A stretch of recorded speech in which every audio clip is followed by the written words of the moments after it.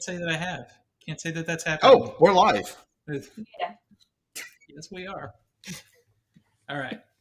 I wanted to see if you just laugh as we started. All right. Everybody ready? Ready? Yep. Ready? All right. Let me pull the script up so I don't fuck up. All right. Here we go. On this episode of the Culture Smash Cast, After weeks and weeks of Film Ball update. Oh my gosh, we got so many movie reviews. And SAG is still on strike. it's the Culture Smash Cast, episode 633 for October the 25th, 2023. I'm Stephen Lackey, editor of the Culture Smash Cast. Nico? Nicholas Qualls, contributor to the Culturesmash cast. Tina? Tina Qualls, contributor to Culture Smash Cast. Zach? Zach Martin, listening to Steven's phone goes buzz, buzz, constantly. It's what happens. It's my life. It's my life.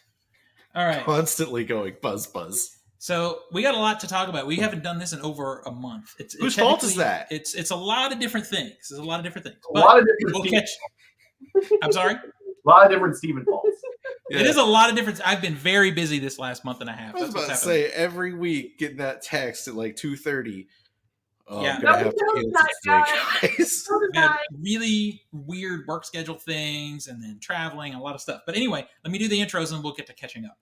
So join us every Wednesday night live on YouTube, Twitch, and Facebook starting at around, because it's always at around, 6:15 CST. Follow us on your favorite platform and join the conversation live. Let's see. Yeah. Special thanks to Skinny Mixes for supporting the Culture Smash Cast. That are 0 sugar, 0 calories, and 0 to 2 carbs. Head on over to skinnymixes.com and try some of their delicious syrups, such as the white chocolate, salted dark chocolate, and salted caramel, and their variety of cocktail mixes they offer, including the margarita and the different variety of fruit flavors. Use promo code CultureSmash for 15% discount on your order. They are having a Halloween sale and free shipping at $50 or more. So now's a good time to stock up. All right, so let's do the hard stuff. Let's do the hard stuff. Hello to the Barrow family in the chat. You're about to listen to a lot of bullshit. But let's start with Nico and Tina. What have you guys been up to since last we met?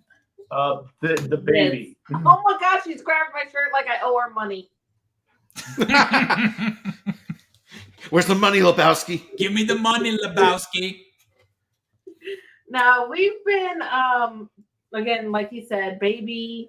We haven't had a chance to go see many movies, but I've been doing a lot of TV rewatch. So, Goosebumps. A lot of Gordon Ramsay. A lot of Gordon Ramsay, Hotel Hell, and seeing his bare naked butt every single episode. Nice. So. Okay, all right. Well, Did your phone go off again, Steven? and not anymore, bitch. Not anymore. Damn it. This is what happens when you're in a lot of different Instagram groups. They don't ever shut up. They don't stop talking. Y'all can't hear it, but I just keep hearing. It's just constant. It's constant. So I also have been watching the Gordon Ramsay stuff. You know, Kitchen Nightmare is back. Yep. Yeah. And Hell's Kitchen is back with a new season. And Hell's Kitchen. Yeah, so I'm watching both of those. Kitchen Nightmare is not as good as it used to be. They've changed the format a little bit, and I don't like it as Do much. they still use the stock sound effect? No, but it's like Oh. they have cut back on the actual focus they used to have on the cooking instructions and the renovation. That stuff happens during a commercial break, basically. Ew. The most of the show now is about how terrible the place is, and then they reopen. Like, Boo. yeah, they cut the middle out, and I don't like it as much. That's the whole point is, hey, don't do this. Listen, if I've got to eat cotton candy, make it good. Put some flavor in it or something. There's a series called 24 Hours to Hell and Back. It's a Gordon Ramsay. It's basically kitchen nightmares, but only within a day. He only has a day to renovate it. Yeah, it's a big That truck. has more of the horrible cooking, the quintessential going into the walk-in and seeing moldy shit and everything. So Yeah, but that one's over too. That was a limited series. Yeah. So, but yeah, I'm with you. I like that's my current garbage TV. My relaxation TV is the Gordon Ramsay shows, and because the strike is still going, we're gonna get more of it. I think Fox may be trying to survive on Gordon Ramsay's shoulders at this point because MasterChef just ended too, and that was fun. All right, so I guess I'm going to leave the camera situation like this because most of what Zach has been up to, I have also been up to. Have you been watching The Terror? Outside of a few things. Have you been watching The Terror? No, I've not been watching The Terror. Well, What's I've The been watching The Terror because it came up on Shudder. Oh, you're actually watching a series? Yes. That's shocking. I mean, I should have finished it 3 years ago at this point. But it's a 10 episode. I'm only watching season 1 because that's the one I'm interested in. But it's about the HMS Terror and the HMS Erebus trek to the Northwest Passage. Okay. And how that was a bad plan.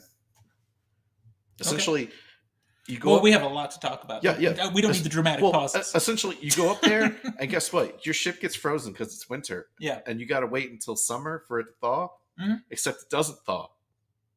And then the next summer, it doesn't thaw. So it's like you're trapped up there. Okay. It's based on a true story. I think I saw like a trailer or something, promotional something for it. AMC. So. All right. I mean, maybe I should go and look at it since I have your login. The only thing I don't like about it is they insert this like fantasy elements into it. It's like you don't need that. The fear of being stuck in the middle of the fucking Arctic is enough. It's probably enough. Yeah. The isolation part of it. Yeah. Not everyone can do it like The Thing. You don't need a giant polar bear thing. Yeah. You don't need that. I was gonna say you need that. The Thing has fantasy elements to it. It's not a true story. Yeah. All right, so on to the big stuff. We've done a lot of movie things. Oh boy, have we! And real quick, we'll just synopsize 2 big pieces because we didn't get a chance to really talk about the 12 Hours of Terror we did here at my house, and then Zach and I just did a second one at the Belcourt. Yeah.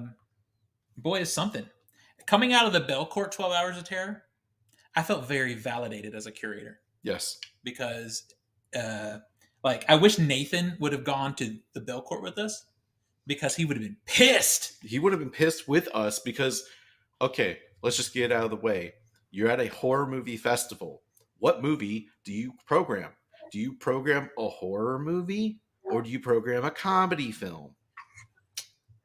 They programmed a fucking comedy film for the second movie, and it's a bad comedy film. We didn't sit through it. We sat through maybe a half hour of it or something. Yeah, 40 minutes. Yeah, our second movie was Ernest Scared Stupid.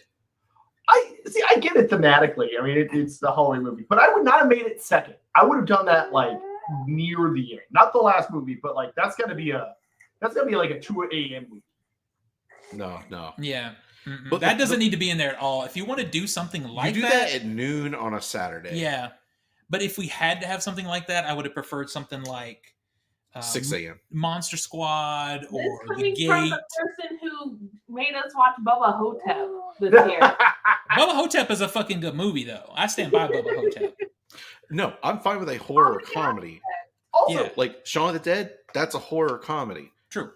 Evil Dead 2, horror comedy. Yeah. Ernest Scared Stupid is a comedy with a family movie facade. Yeah. well, the other aspect there, I mean, you got to give Belcourt some credit going for a local movie. Like that movie is mostly shot in East Nashville. I do not care. Yeah, and I didn't care don't either. care. There's a lot of bad movies shot in East Nashville, and this is one of them. But the really sad part for the Belcourt one is there was one really, really good movie and one pretty movie that's not as good, and the rest were suck. Like, I'm sorry, they were. We got to see a 35 millimeter print of In the Mouth of Madness, and it got me so hype. That was the third movie. It's like, okay, you suffered through Ernest Scared Stupid. Here's your reward. A 35 millimeter print of In the Mouth of Madness. Exactly. I am in. And it was a nice print. It was all right. I mean, considering the movie. Considering it's the best we have ever seen it, Yeah. yes. And then we got to see the new 4K restoration of Dario Argento's Opera. And Opening. it was the first movie. And I like that movie for the good parts of it. It's beautiful, but it's also kind of a hot mess. It makes my brain hurt. Yeah. I was happy to see it on the big screen because it was beautiful. But it's I understand. It's not great. But in the other movies, every single one. And it's not just us. We had friends with us that also felt all the movies were bad. God Told Me To. God Told Me To didn't belong in the list. It's a science fiction film with a horror movie like begrudgingly thrown in there technically with 4 T's and an asterisk. Yeah. Gothic, the Ken Russell film. Oh God, that movie's so terrible. Is awful. That's all I got. Yeah, yeah. It's terrible. It's a Ken Russell film, so you're either in it or you're not. You're in extreme pain. And we were in extreme pain. And it's also if you want to program a film about people getting high and hallucinating and having a bad fucking trip, just put on fucking Climax. Yeah. Okay? Yeah. Do that. Just do just that. How about we follow that up with Sorority House Massacre, where nothing happens for an entire hour. It's okay. Movie. It's 74 minutes. It's a short film. How bad could it be? The last 14 minutes is when things happen, and they weren't even that good. Me. Okay, you want to show a film where a psychotic person escapes from a mental asylum in a station wagon to go back where they were and kill some girls possibly related to them? You show Halloween. Yeah. Because that's the exact same plot. It's the same movie, yeah.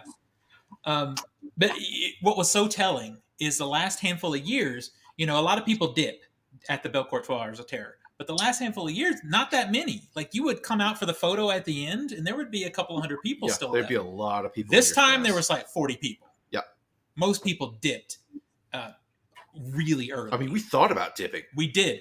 And one of our friends did. Dwayne did dip. He didn't stay for when the Ken Russell movie. He's like, hell no. He left. He probably was the right choice. It probably was the right fucking choice. So in reverse though, let's talk about the 12 Hours of Terror that we had here at my house, because there was controversy. Well, yeah, some people had bad opinions. Some people were very not happy with the list, which is kind of fun for me. Well, okay, so we had who knows if they're here or not. Yeah, well, some people brought some energy that like kind of fired me up, because some people were like, these movies sucked and your order was wrong, and I'm like, damn bitch, you curate, you do it, you do it. You know how good you have it. Exactly, because go to the Belcourt with us. But out of curiosity, Tina, what was your favorite movie of the ones that we did here? My favorite movie, oh goodness, was probably Bella Hotel. No. No. God, I just was looking for A Tale of Two Sisters. I've always liked that movie, so see, I like it too. Sorry, Dad. I did not like. It's very. I didn't realize how divisive A Tale of Two Sisters is going to be. I'm with you, Tina. I really like it too. I think it's beautiful. Zach didn't like it. And the whole reason it was in the list was for this asshole right here. I've never seen it, because he kept saying I've never seen it, and I had this beautiful version of it, so I put it in the list. No, it's a beautifully shot film. Like, the only thing I don't like about it is, well, frankly, the twist of the film happens halfway through. Yeah. Like, I'm sorry, not the twist, the reveal. Yeah. So for the remaining hour, you're just like, none of this matters because this is all bullshit. So, Tina, what was the movie you hated the most in our personal book? I just didn't really feel Mother's Day. Really? Really? Okay. Yeah. I mean, I get it. I guess I get it, because that is it's a different movie. It is a different movie. Like, I appreciate it for what it was. It's just I probably will never rewatch that again. Yeah. That and Maniac. Oh, I forgot you showed Maniac. Fuck. I love ending with Maniac. Dwayne was like, Steven, why are you doing this to me? Because Maniac is a classic. It's so good. It's so gross. A nasty movie. You feel like you want to take a shower after that movie. Joe Spinell. I want to take a shower after the second scene of that movie. He's like the fucking. He's the best at being the worst. He's so gross. So, what was your favorite movie, Zach? What was that French one? Oh, Caviar. The gay deliverance movie. Yeah. I really dug it because I like that extreme. Yeah. But you can't do extreme. Demons. Yeah. Demons is so fun. It's a mess. But damn, it's so fun. It And has one of my favorite characters in the I was gonna film say, ever. you got to go with me on the fact that it's better watched with the 100%. with the dub, 100%. because the dub is amazing. Get out of the way, bitch. Yeah, my favorite movie was Fucking also love it. Calvert. I love Yeah. Calvert because it's such a like the way that movie ends. You're like, whew, it's like, damn it, you just got kicked in the balls. It's great. A horror film have a horrific ending? Mm-hmm. Shocking. So was Tale of Two Sisters your least favorite? It was, just because, I mean, shit, we watched it at 3 a.m. Yeah. And I'm sorry, but that reveal, Yeah. when you say, hey, person who is main character Mhm. may not be there, may not be all that she seems. Can we spoil? Yeah, it's an old ass movie. Okay, fuck it. She's insane. Did Yeah. you know that she's insane? Yeah. Well, then everything, the movie's from her point of view. So everything she sees from then on, I'm not going to believe. And the movie goes, would you believe it? It was all fake. Yeah. Yes, movie. No shit. As soon as you told me that, I was like, why trust what I'm about to see? Yeah. I don't care anymore. So I know that Nathan, he's not here. I know that his favorite was Ghost Story, and I know yeah. also Dwayne's favorite, I think, is probably Ghost Story also because he's watched it 2 more times. Yeah. Yeah, and I love that movie too. I love anthologies. I don't dislike any of the movies on the list. I own them all. So for My me, I whole have thing with Ghost Stories is I loved the anthology, but once it started getting into like the surrealism, I was like, that's It pulled a it pulled Mulholland you Drive. out. Yeah. Yeah, and some people are not going to like that, and that's But fine. Martin pulled a Freeman Mulholland was great in it. Yeah, the energy was just a little weird for us this year because I normally love it when you guys get like when you guys got pissed off about Eden Lake, the ending Well, of because Eden Lake. the ending of Eden Lake That year, is a punch to the It nuts. was so delicious. No. And Also the ending of Funny Games or like the big. Yeah. Oh, that That- one. That's a Oh, Nico my got so pissed. It was delicious. Nico got so mad. I loved it. And then half the room got pissed off at climax. So we've had some great years where some movies really piss people. I don't regret watching those movies. No. So let me ask you this. For next year, because I bought a lot of movies this year. Motherfucker, if you don't watch Deep House by then, you need to put it in the fucking list. Okay, I'm going to preview this movie and see. But here's my question. Do you prefer me to do what I've been doing and go for stuff that you haven't seen that is harder to find? Or do you guys want more bangers? I like a mix. I like a mix. I prefer mostly things that we haven't seen, but throw in a banger or two. Like, Okay. when you posted, when I saw the post about the lineup at the Bell Court, and I saw In the Mouth of Madness, and I'm like, Steven did that 2 years ago or 3 years ago. I did. I'm like, you guys are just catching up with me. Yeah. And All right. I would consider that. If any listener at home, Well, hang on. wants I want to hear what he's saying here. I was gonna say I would consider while that is not A traditional banger Halloween go-to. it is a John Carpenter horror movie, so I would Yeah. count that in the category of banger. Plus, Okay. I mean, you guys weren't there when I showed Nico Sleepaway Camp, and man, I wish you had been for that ending for his reaction. It's a beautiful Not movie. so Holy shit. autistic. Yeah. That is a beautiful movie to show someone has no clue about it. Yeah. So our listeners at home, if you've never had a 12 hours of terror and want to experience it, try and program one for yourself and sit through all 12 hours of film. And here's 7 movies. Here's the other challenge, and I know this doesn't bother anybody in this particular group right now, but it does bother other people that come to our event, is I like to program the movies like I would when I used to DJ. I like it to flow, right? I don't like to have too many slow movies together, stuff like that. But I also know there are a few people that come that get upset with subtitles too late in the night. What? Yes. Why? I've been complained to by some people who are part of our group that don't want to be watching subs at 4 o'clock in the morning. So that kind of forced my hand a little bit this year. I had to put 2 slow movies For together. me, subtitles actually tend to keep me more awake because I'm actively reading. Yeah, I think Same. like last year's for our listeners, when Steven does this annually because of the baby, Tina and I alternated. So she had this year, I had last year. The only movie I started dozing off last year was the sorority movie because it was such a paint by numbers, just kind of blandish otherwise. But I mean, that was straight English movie. So subtitles help keep the mind kind of active and engaged. The only one I remember dozing off in was Bubba Hotep this year. Yeah. Well, that's a personal problem. So this year was also a struggle for a lot of people. I think people had weird scheduling stuff and whatever, but no one did the homework. It was like the sleeping room here first. Oh yeah, I do remember. Oh yeah, people were fucking sleeping. Bubba Hotep just.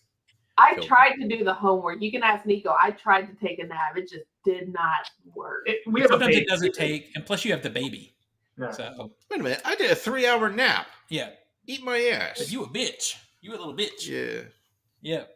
And I can't really compare you guys to me because I'm a fucking insomniac. It's not hard for me. You fell asleep. I did. During the Belcourt 12-hour. I did. Twice. I did. And it's the first time ever. But I do have... And I didn't wake you up because I was like, this movie is shit. The movie was shit too. And I have valid reasoning because we had some of my friends from TikTok were here. And the 2 nights before, we partied like mad. We drank a lot of booze and stayed out late and stayed up late. So I did not do the homework for the Belcourt. I'm just surprised you were able to sleep in those chairs. I've slept in those chairs before. It's doable. Literally, in the front row. When we hit the 12 hours of terror at the Belcourt, I only had a few hours sleep. So it wasn't fucking hard. So I have no regrets either. I had a really fun week and whatever. Slow ass movie. And like the movies, Gothic. Yeah, the movies kind of suck balls. So yeah, Gothic was easy to sleep during. You fell asleep during Slumber. Yeah, or Sorority House. Sorority House. Yeah, I keep saying Slumber Party because it wants to be. If it was Slumber Party Massacre, we would have been happy. Even though we saw it a couple of years ago at the Belcourt, we still would have been happy. All right, so moving on. This is really fun stuff because I love Halloween shit. But let's. It's our Christmas. It is our Christmas. There are a lot of movies on this list that they have not seen. Yeah, so there's a lot of movies on this list I haven't seen. So we need some brevity.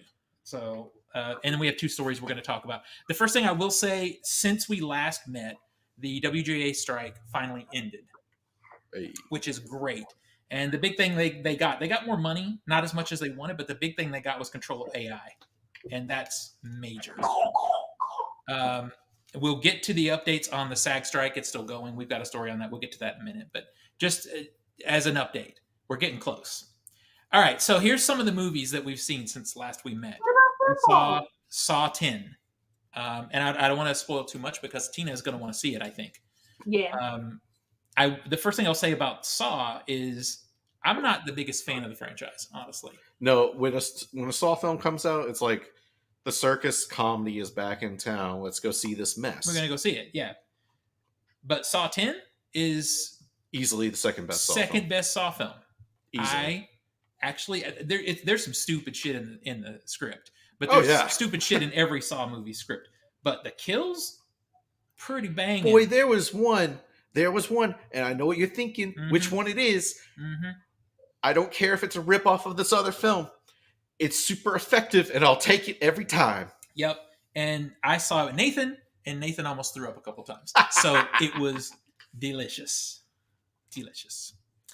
But yeah, you really can't say too much about it without getting into spoiler territory, except to say that I like how it completely redoes the Saw film. Mm-hmm. And if they had just come out and said, this is now just Saw 2, and we're doing away with everything else, I would be so fine with that. I would be too. If they just retcon the entire thing. Yep.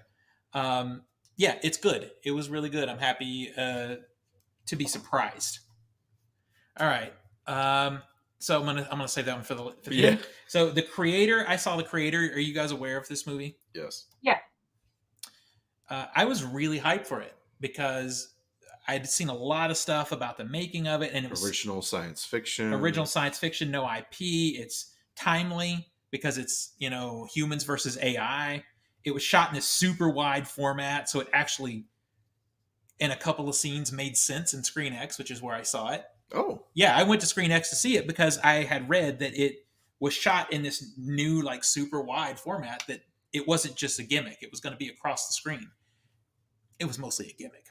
Well, they had a couple of scenes. Well, from what I read, well, that interview that you posted, it basically ScreenX approached him and it's like, what do you have? And he's like, well, I have this footage. I have, it's kind of like when we shot our stuff, we shot for 235, but Right. the anamorphic lens has a 2x squeeze on a 133 sensor, so it's a 2:6:6 aspect ratio. So they had all the extra stuff on the left and the right that they could use. It's just like ours. We just cropped ours because we don't want to show that much. Exactly. What I will say is those scenes look pretty good. They were pretty cool. Everything else is what the typical ScreenX is. Lower res, out of focus nonsense. Yeah. But the story, I was so disappointed because it had, like, I thought we're going to get some cool, like, social commentary, talking about how AI is kind of affecting us right now. But it really isn't. It's just this basic ass good guy versus bad guy, except the AI is a little kid robot that's cute. So it tugs on your heartstrings. It's so bland, you guys. I think I gave it 2.5 out of 5. Oof. And the practicals that are in it are really good. But I swear they look like extra shit from one of the Star Wars movies that just didn't get used. It just looks familiar. It's just same style. Yeah. It just looks like, is this some leftover shit from Rogue One? That's what I thought. Because it has that vibe to it. So very kind of disappointing. I don't recommend, to be honest. All right, moving on. A Haunting in Venice. Tina, you didn't see this yet? She did. I did. Bump the movie and then we'll get back to it. Yeah. Should you want me to come back to it? Yes. Yes. Okay. I will come back to it. All right. So also, Dumb Money. Did you see Dumb Money? I did not yet. It's your documentary. It's about I know. you. It's about you. Okay. Here's my first comment about Dumb Money is I look at Paul Dano and I just want to punch him in the face for some reason. Paul Dano has the unfortunate property of just, I'm sorry, but every role he is in, I'm always just like, something off. Like, he's always this soft-natured asshole. And that's not who he is, but he almost always comes off like that, like Riddler, like There Will Be Blood, like Meek's Cutoff. Like, he felt so miscast in The Fabelmans. Yes. I was like, dude, I like this movie, but you are wrong, sir. Yes. You are not in the right spot. I don't know what it is. Something about Paul Dano just doesn't work for me. And the movie itself is okay. It's okay. It's not bad, but in a year when we had Air come out, it just feels like TV movie. Does it do a good job at? What do you know? You weren't involved. It does do a good job on some levels. I do know. Do they refer to Ken Griffin as the Mayo Man? Yeah. Yes. Are you serious? It's all in there. Diamond Hands. It's all in there. That's funny. And it's okay. It's worth, especially if you invested, in one of these stocks. It's worth kind of fun to watch. And they focus in on some people, like different people who invested and just held out and how it worked out for them. Zach, it's okay. do you still have your GameStop stock? Yeah, I'm still in. At this point, it either happens or it doesn't. Bitch, it ain't happening. Fuck it. All right. I don't care anymore. I'm just like, I'll hold it. Whatever. It's already money lost. It's gone. Down. Yeah, it's like... Unlike me, who properly invested in AMC. I got out at the right time. Sold part. I still have some AMC, but I sold part of it to make money. I made a profit plus my investment. And now what happens with the rest is fine. I keep my AMC stock because we get relatively monthly gifts. Like, here's a free icy. Enjoy a free gourmet popcorn because you're an investor. And I'm like, sweet, I'm keeping my stock just for that. Never got that. I got you're invited to an advanced screening. You still got to pay. Yep. Well, then. That's because they know it's you. They're like, this. Not this son. I got to travel 45 minutes to pay for it. Nah, I'll go Regal. It's unlimited. True. This is true. This is factual, what you're saying right now. Okay, so A Haunting in Venice. I really want to get Tina's take on it because this is in her wheelhouse. Yeah, so I told Nika this actually is my favorite of the three. The Kenneth Branagh. Of the Hercule Poirot, Kenneth Branagh movies. It's okay, just because I've read Agatha Christie since I was a kid, everything's always going to be predictable for me. Well, more it's so a than formula, anything though, right? it's a formula, yeah. But I liked it because I loved the setting, I loved the character designs, and I liked the supernatural aspect that they delved into. This, like I said, this for me was more up my alley than say Death on the Nile or Orient Express. So I enjoyed it. Yeah.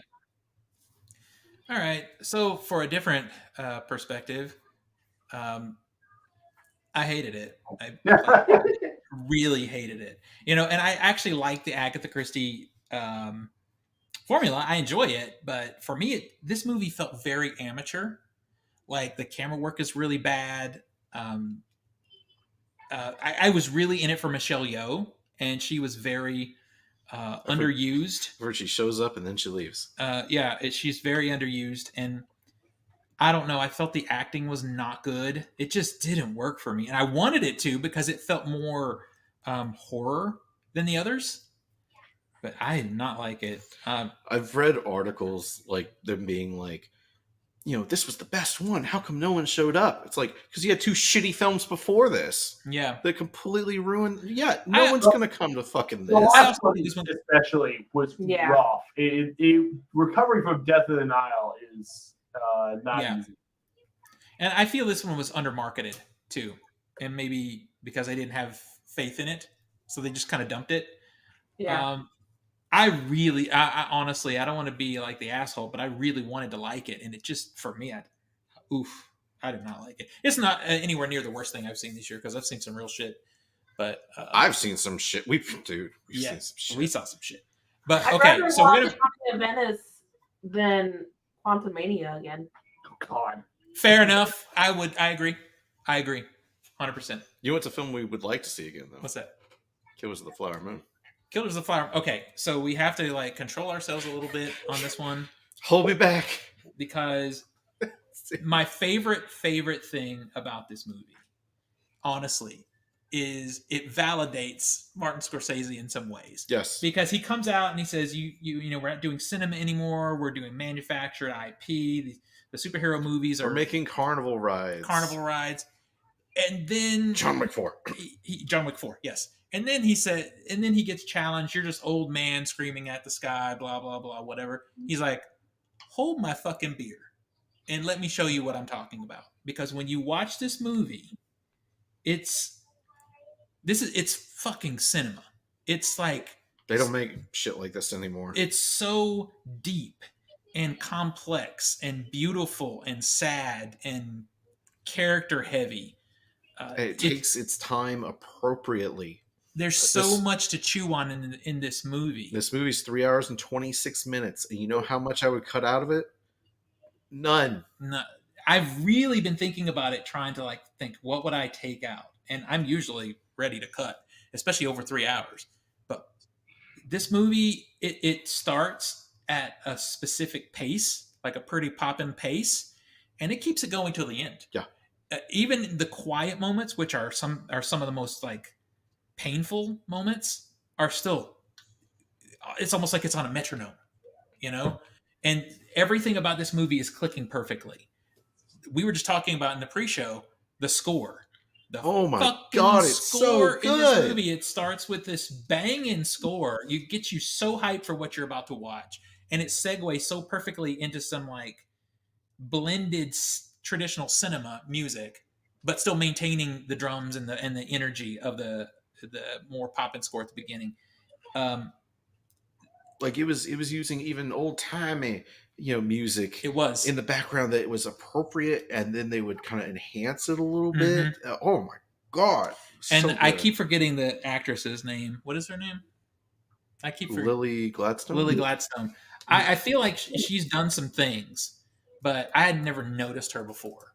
She will get an Oscar nomination, and she will probably I hope she wins. Fucking win, because in this movie, she steals the movie. Yes. In a cast of amazing actors. Yeah, against Leonardo DiCaprio, Robert De Niro, Brendan Fraser, who's the worst actor in the John film, Lithgow, Jesse Plemons. Everybody in this movie is so She good. Fucking eats the breakfast alive. She owns the movie. And what I found is so interesting too is if you know the basic premise, I'm not going to go over it too much because I don't want to spoil anything for anybody that wants to see it. But the thing that really stuck with me that's so incredibly well done is it's a dark movie. It's not a happy-go-lucky movie. It's not. There's some nasty shit that happens to people. It's not overly violent. It's not. It's appropriately so. Like, it's very tastefully It's not done. about the specific violence. It's just about what happens. It does to not glorify it. it's about what happens to these people. But mixed into it is like a really impactful like love story that works and makes the sad stuff all the more sad. Yeah, I believe like when they're like, "I love you," it's like you fucking think these two should just get married after the movie's over because damn, you guys need to figure out a way to go to the theater and see it. I mean, because if you can't see it in a theater, look, I understand. It's fucking long. I'm gonna punch you in the balls. Now, could they put intermission in this movie? Yes. There's a great spot. There's one spot where I'm like, there. Mm-hmm. You put it there. You let the audience sit on what just happened, and we come back and we're fine. Just put it there. I'm hoping that I get to see the movie again maybe next week. Also, I'm not going to touch on it, but the way this movie ends. So there are two things that really, really set me off in movies. And if you know me, you know what those are, but I'm not going to say them because I'm not going to spoil the movie. But Scorsese course corrects those things, puts them in the movie and uses them the right way. And my mind, like I was leaning forward in my seat at one point. It was just so good. It's a 5 out of 5. It's 5 a out of 5. chef's fucking kiss is that ending. Yeah. It's 5 out of 5. And there's one thing that happens in that movie that is so emotional. It's like, holy shit, it's so powerful. I teared up. Same. There, a little tear come up. It was so good. So everybody should fucking see it. Just go see the movie. Who knows? It might be in our top 3 or 2. Who knows? Who knows how that's gonna go? But boy, it's been a good year for movies. It sure has. But yeah, I think that's really all we can say about it right now. Dude, Robert De Niro has the best performance in the past 30 years. Robert De Niro should retire because he came back and said, remember, I'm a good actor. I haven't done it in 20 years, but remember, I'm pretty... Well, like he said it to himself. Remember, Robert, you're a good actor. Well, I mean, yeah. And he should just stop now and end on this note, honestly. He should just retire because I don't know that he can do better than what he did in this movie. He plays such a nasty man that simultaneously I'm like, I want to beat his ass, but I also want to know what the fuck he's about to do. But what's he doing? Do next? Exactly. Yeah. So yeah, it's something that should be seen by everybody. All right, that catches us up so far with the movie. So let's get into some stories real quick. No. What? Let's get into film ball, fucker. Oh shit! Time. I don't know if I want to get into it or not, but let's do it. No, Stephen, you don't. Yeah, I don't think I do.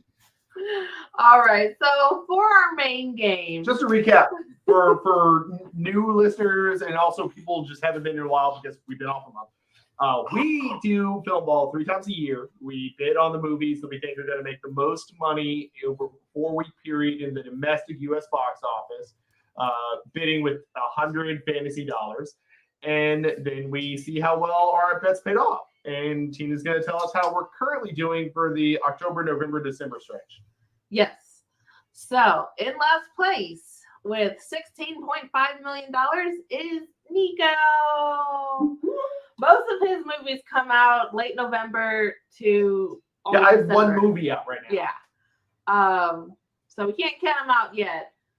Steven is in 4th place with $48.6 million. Damn. Yep. You still have the movies coming out, so don't worry. You got the movies. It's actually not a huge spread like in the last block. I think the biggest difference is $61 million. Yeah. I'm banking a lot right now on Hunger Games and Aquaman. I think. Yeah. Yeah. I actually looked, and the 4 of us not including Nathan, because Nathan's pretty much fucking done. He has the kill room and the color purple. He's done. But Nico, you have Trolls band together. I have on the same weekend. On the same one weekend. Everybody but Nathan has a movie coming. Yeah. I have what was that one movie? I don't remember. I do. Ish. Hold on. I have Next Goal Wins. Thank you. Me. I forgot The about Trolls that. band together. Next Goal Wins. Zach has Thanksgiving and Steven has Hunger Games. All on the same weekend. I'm gonna kill you. Win that one Yeah. probably, but yeah. But so next up is Nathan at 110 million. Yep. And in second place is Tina with 115 million. That's Wait, me. hold on. Say it. And then first place is Zach Oh! with 141.8 million. Oh! Bitch, you ain't that far. Oh. You ain't that far. First place! You ain't Yeah, that we far. have- Eat my ass! 26 million between me and Zach, and then Nathan has 5 million between me and him. Bitch, So- you ain't that far. Eat my ass. You could still lose this thing. Shut up. It was less than 100 million between you two. Yeah. So it's still a game. Wonka Yeah. gonna blow you out. Five Nights at Freddy's gonna blow you out. I'm interested to see about Five Nights at Freddy's. What's going to happen Yeah. with that? We'll see. Well, I Dude, mean, they're we'll releasing see it after the on- season. Yeah. Yeah. They're releasing it on Peacock? The same weekend. No. Yeah. So it comes out Friday, right? Right? Peacock it unlocks like Thursday. Oh, shit. And the reviews are embargoed until Thursday morning. Oh, shit. So the main point, people are going to go see this. They got a masterpiece of the cinema. Martin Scorsese can sit the fuck down. Five Nights at Freddy's. Does it release on Peacock 12 a.m. Thursday? No, it's like 6 p.m. Oh, 6 p.m. Thursday night. Yeah, Oh, Okay, I got it. shit. All right. I think. Yeah, you fucked. Well, there's another Damn it. football game Yep. with a much larger spread. Yeah. With a much bigger spread. All right, let's hear this. Also, the Yeah. reviews were bad. So for the TikTok game, Chris is in 5th place with $300,000. Leo is in 4th place with $36.9 million. In 3rd place is Andrew with $60.1 million. And then we have our first really big jump. 2nd place is Dustin with $124.3 million. And then in 1st place is Jason with $210.3 million. Oh, yeah, he's got a solid lead right now. Yeah. I And think Chris has a Jason- lot of movies, though. Yeah. So Chris, only one came out. That was The Inventor. He has the Marvels, Hunger Games, Holdovers, Wonka, Aquaman. He has the. I think he's got the game. He has the game. It's just time right now is not on his side. Yeah. Whereas Jason only has the kill room. left. Yeah. Here's the terrifying thing, though, and this is still something to be watching. SAG strike has not ended. Mm-hmm. You could still see some movies get pushed Mhm. to spread stuff Mission out. Impossible just got fucking pushed. Yeah. I'm talking about some 2025. movies that are coming out within weeks. You could still see them get pushed. I know. It Don't could you dare push Wonka. fucking push Wonka to March. Push Aquaman. You know you want to do it. Nah, Fuck the bitch. DCEU. Just push it to fuck you. It's January. Aquaman's a piece of shit. Just get it out. I That's really wonder if there's an argument of like we can Batgirl. Could we do the same with Aquaman? Can we just ignore it and say it never happened? You know, I was looking at the trailer for Aquaman, and you can tell where the reshoots are because what's her name was supposed to I think there was some story in that movie. I'm forgetting her name. The Amber Heard.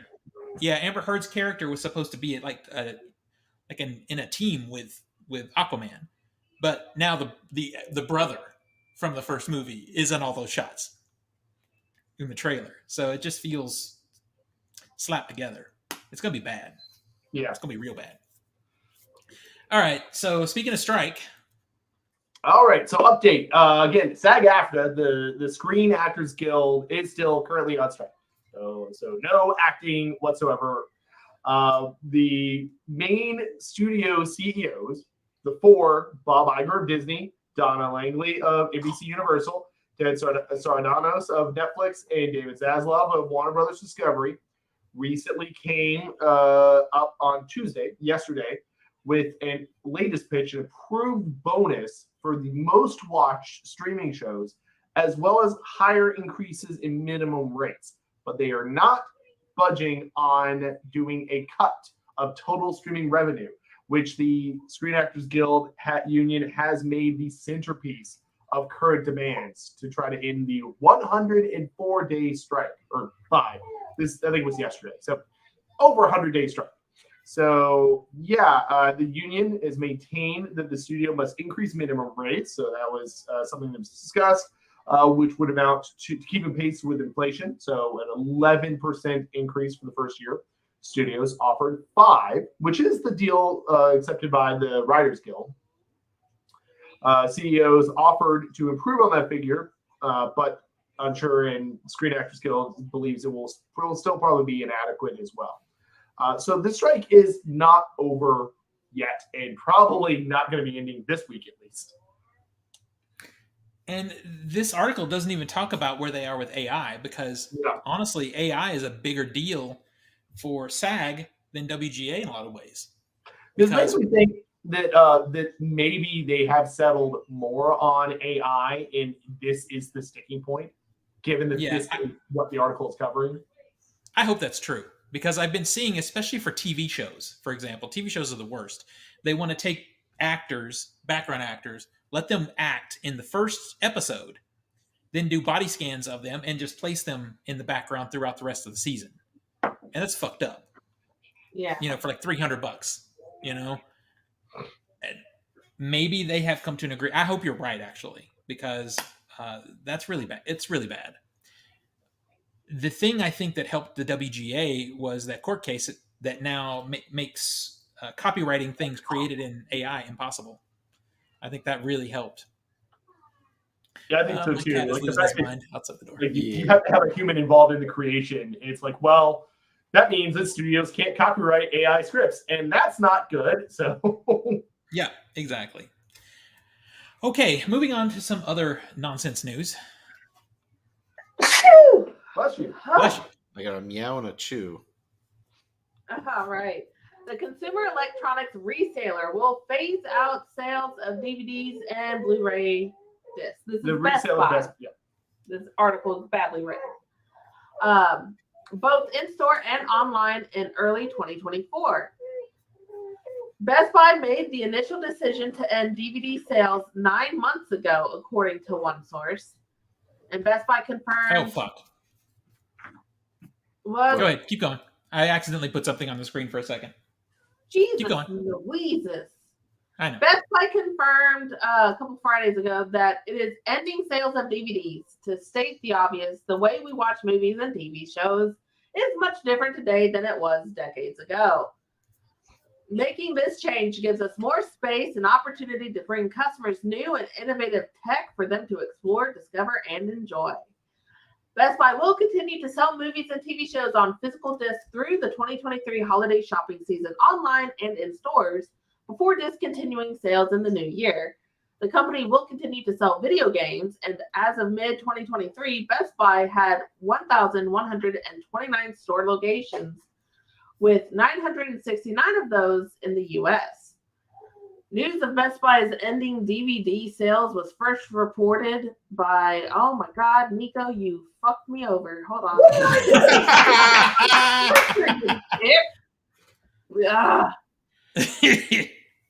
But first reported by home entertainment blog The Digital Bits, the move comes as Netflix, 25 years after launching its pioneering DVD by mail service, shipped out its last DVDs to customers on September 29th. And let them keep their final disc if they choose to. I still have March of the Penguins. I'm so sad. I should have signed back up just so I could get the envelope. I don't want the movie that's inside. I just want the envelope. Oh, you just want to sell an eBay thing? No, I would put it up on display here in the room. I might do that, but I do still have the envelope. Oh yeah, So, that's awesome. But yeah, Best Buy's exit from the market will leave Walmart, Amazon, and Target as the top retailers in the U.S. stocking DVDs and Blu-ray discs. Also selling the physical disc game is Redbox, which I did not know this is now owned by Chicken Soup for the Soul Entertainment. Damn. Yeah. So that has about 29,000 DVD rental kiosks nationwide. Oh man, it's yeah. So this has been a very big, controversial subject over on the physical media side of TikTok. It's been highly talked about. I'm curious what you guys feel about this news. I get to sleep in on Black Friday, because I would mostly get up to go try and find some good steelbooks for Nico. Yeah, it's like I feel that because like this is like our first baby Black Friday, so we're broke as hell and not buying like us personal things as much. And it's like, oh crap, we can't do what Tina just said because next year they won't have them. Yeah. Well, in a way though, this is going to be the last Black Friday run because they still have movies. They're going to have movies until February of next year. Well, yeah, but like you said, we're broke as hell this year. Yeah, next year we would have been better. Next year it would have been great, but yeah, so that means I get to sleep in on Black Friday for a little bit until she starts being able to read and be like, Mom, I want this. Yeah. But I mean, as far as being a physical media collector, what do you guys think about it? Sad. Yeah, I'll be honest, I'm a little sad. I am sad. It is very disappointing. I like being able to peruse a physical selection it is going to be disappointing. Yeah. That's why. I mean, there are some times that we found like some real gems that we just either didn't realize were out or had been knocked down in price, and we don't get that anymore. Yeah. Zach, what about you? What do you think about this? This is bullshit. But I mean, for me, it comes down to, I think you might have asked this, which is how often do you go to Best Buy? This is what I ask on social media. Yeah. You know, and I'm like, well, Black Friday. Yeah. I got Terrifier 2. Mm-hmm. Because it was a Best Buy exclusive. Well, this was has been for years a tradition for us.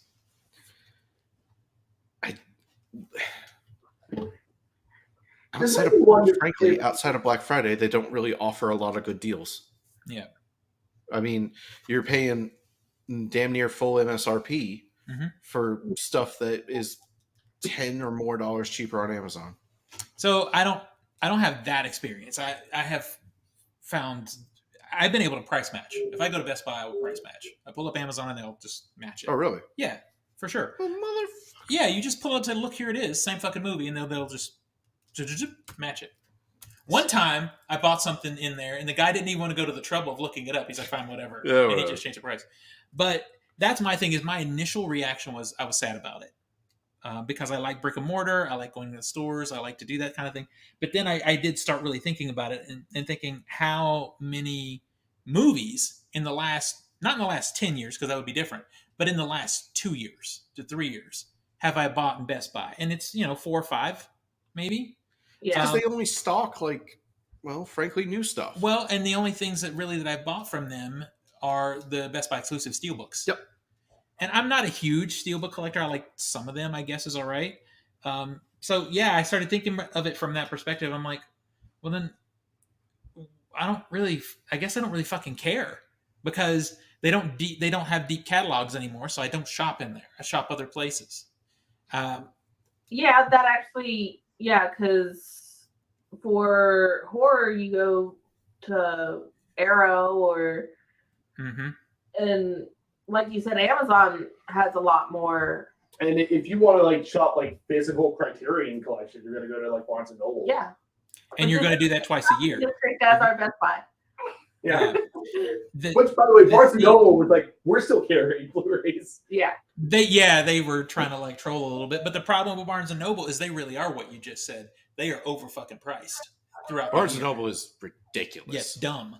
The only time you can really shop at Barnes & Noble is July and November. But what's great is you can shop Arrow Video and Criterion in those 2 months. Yeah. So it's really good.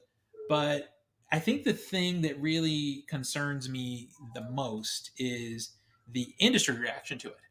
You know, you've got Paramount going hard on physical media right now. Disney, weirdly enough, started kind of going hard on physical media. And now one of the outlets for them to put it out there to sell is being taken.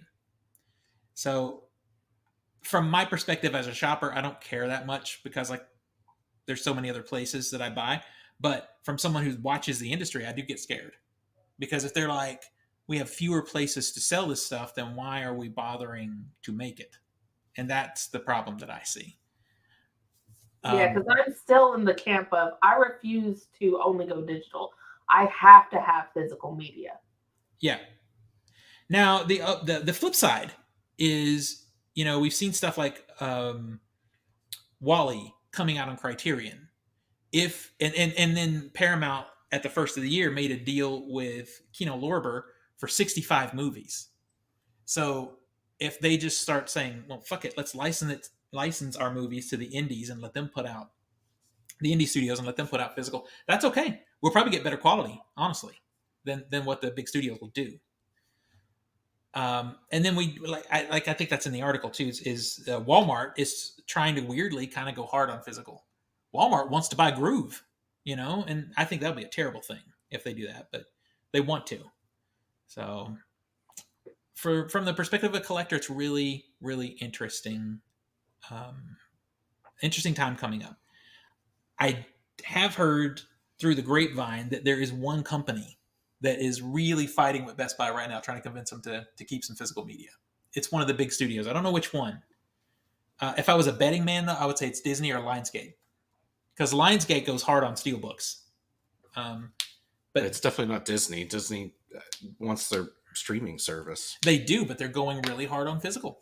Yeah, for those people that care. Yeah. Finally. Yeah. There was outcry. It's like... It is. And they started doing things. Like, I mean, we just got Prey, which no one ever thought we were going to get. Yeah. So, I don't know. It's a really interesting time. But I'm doing a series on TikTok making recommendations on other places to go and get your physical media. And also, I think the exclusives, the Steelbook exclusives, are going to move to Amazon, which is also kind of bad because fucking shipping from Amazon, dude, Amazon, it's like is so toss questionable. The dice. Yeah, I mean, it used to be the thing you'd have to worry about is spine slashes at Best Buy because they would slice open those boxes and slash the spine of the movie. Now you have to wonder if it's going to have a big dent inside of it. Yeah, but yeah, it's interesting. It is a good time, in my opinion, for a curator though. If you want to get really nice special editions of things that you like, I have a whole stack of them right here. Also, hot take. Yep. I like what you're doing with your box sets, but you should individually put out those films for those people that just want that one film too. Yeah, he's talking about like the Columbia Classics and the Paramount Screams. I would love a Social Network 4K, or that would be great. Yeah, I'd love to buy it. Yeah, but it's only in the box set. I don't want to pay $150 for it. True. This is true. This is a fact. All right, we actually made it to the end of the show. Under an hour. No. Oh, yeah, it is under an hour. But what happened is you guys haven't seen the movies, so we couldn't go hard on our discussion. Yeah, sorry. So y'all got to get your ass to the theater. Hey, my aunt's in town, so we're hoping to try and do a date night where we go see a movie together. Oh, amazing. Well, I would love, whatever you're going to see, I would love it if you saw Killers of the Flower Moon. Ooh, so we can do a deep dive into that movie, because that is a movie we could do an entire podcast on. Yes. Because there's so much in it. And like I said, I'm going to see it again. And it'll be in a year when I'm trying to see 150 single watch movies in the theater. If I'm going to dedicate 3 hours to rewatching a movie, it's a big deal. So yeah. Well, perfect. I'm hungry. I need dinner. And I got to do another live stream. Also, Tina, it was fun seeing you pop into the live stream last night. Yeah, I was sitting there rocking the baby and your live stream came up. I was like, hey, I literally cannot move. Let's do this. Yeah, that was fun. We do that almost every night now. So Nice. yeah, over on the TikTok. So I'll just I've also promote me been first since I'm talking about it. What? I've also been playing the TikTok Disney 100 game. Oh, Yeah. all right. So find me over on TikTok at OTS Movies, also Letterbox OTS Movies, and then Off the Shelf Movies on Instagram. Tina, where do we find you? You can find me on most major social medias under Cheddar Popper, CHEDRPOPPR.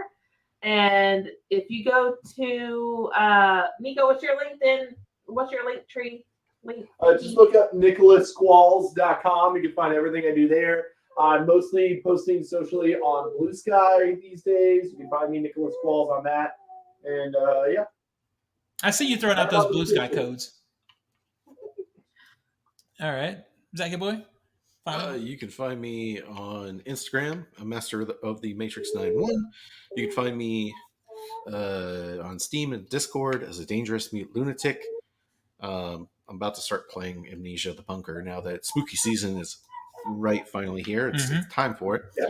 And you can always find me on Letterbox on Master Z91. And damn, boy, you can find, if you search for Channel 5 News Nashville and search for the 12 Hours of Terror, you could find me in that video they put out several places. I got a screenshot of you, bitch. Yeah, it's like, I'm like, she said, I got a great shot. You post the article and my picture me shows up. That's my I claim like to fame. how you got almost exactly what I screenshotted is what you made for your profile picture on Facebook. Yeah. Of course, that happened right when I was out taking a shit. But yeah. I'm like, I can got only Hey, imagine you were the there. popcorn Your bag popcorn is was huge. there. Yeah, my popcorn's in the shot. That's right. Anyway, it was fun, and I think we are settled back. We'll be back on schedule every week, 6:15 CST. So at least until the holidays. At least until the fucking holidays. All right, we'll call it a night. Everybody have a good one. I'll see you next week. Bye, everybody.